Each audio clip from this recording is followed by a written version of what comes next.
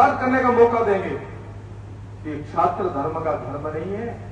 क्षत्रिय तो वही होता है जो गीता में कहा है भगवान ने। कौन है तो? अर्जुन ने कहा मैं क्षत्रिय हूं। क्षत्रिय है अन्याय अत्याचार के विरुद्ध अपने हथियार उठाकर खड़ा हो जा, अपने धर्म का पालन कर। आज भी आप सबको यही करना पड़ेगा, अपने धर्म का पालन करना है।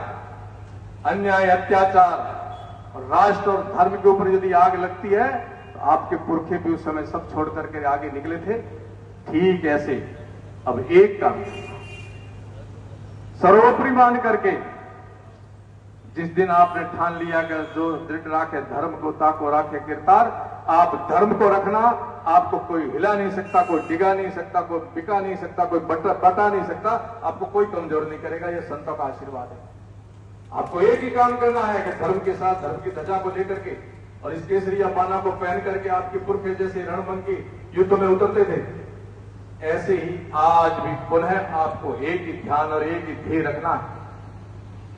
ये आपकी आवश्यकता अब सबको है, संत को है, गाय को है, धर्म को है, सती को है, सबको है, और वही आपको करना है। बांग्लादेश जिनके नागरिक यहां इतने बैठे, करोड़ों करोड़ों उनके नागरिक यहां बैठे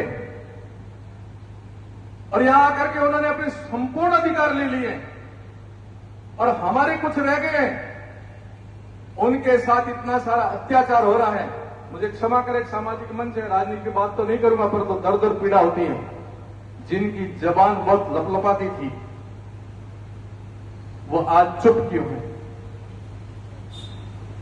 जब गाजा पट्टी में कहीं होता था तब तो आगे आकर के बोलते थे, और जब बांग्लादेश में हो रहा है हमारे अपनों के साथ में तो क्यों जुबान नहीं खुलती है? क्योंकि उन्हीं के बोए हुए बीज हैं जो बांग्लादेश से चल करके पाकिस्तान के बॉर्डर तक पूरे भारत के अंदर बांग्लादेशी बैठे हैं। शरण देने वाला कौन? आज हमारे हिंदू जो वहां रह गए वो वहां के नागरिक है। अब उन्होंने भी ठान लिया है कि हम बांग्लादेश छोड़ेंगे नहीं, बांग्ला से हमारा है, और उनको हम विश्वास दिलाना चाहते हैं कि आप वहां बांग्लादेश में रहिए, हम आपके साथ खड़े हैं। बांग्लादेश कोई बड़ा देश नहीं है। हम ठान लेंगे तो किसी की आवश्यकता नहीं, हमारी आप नहीं, स्वयं से वो पहुंच जाएंगे, बांग्लादेश में प्रचार करेंगे।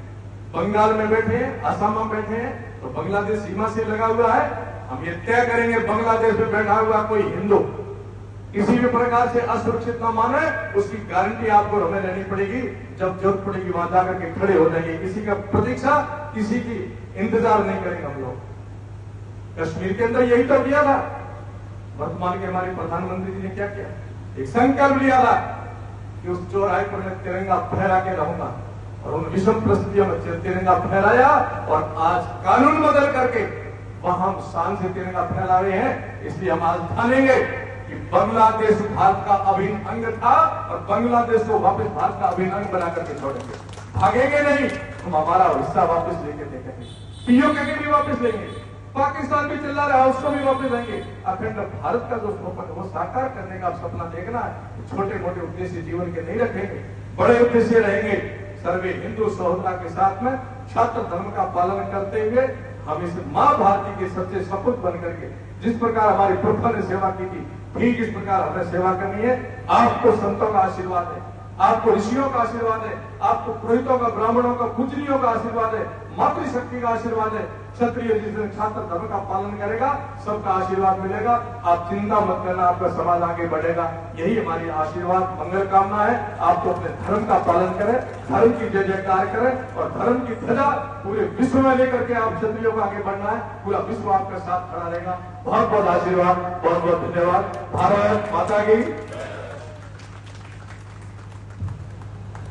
परम पूज्य महंत श्री प्रताप गौरी जी महाराज का हम आज ठानेंगे कि बांग्लादेश भारत का अभिन्न अंग था और बांग्लादेश को वापस भारत का अभिन्न अंग बना करके छोड़ेंगे।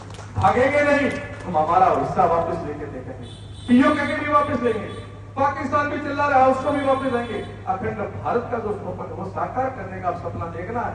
छोटे मोटे उद्देश्य जीवन के नहीं रखेंगे, बड़े उद्देश्य रहेंगे।